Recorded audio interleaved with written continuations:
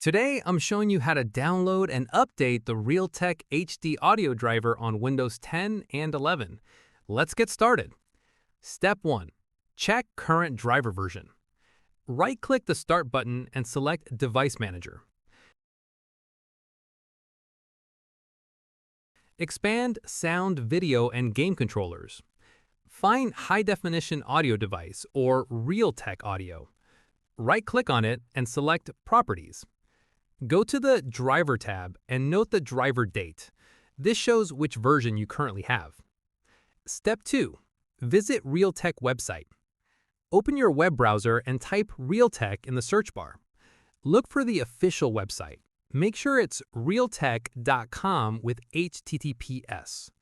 Click on it. Step 3. Navigate to Menu. On the Realtek homepage, click the menu icon. 3 horizontal lines on the left side. Select Downloads from the menu. Step 4. Select Download Category.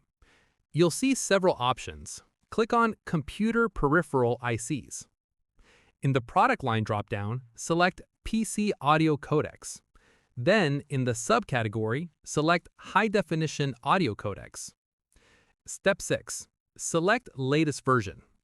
You'll see multiple driver versions listed. Always select the top one, which is the latest version.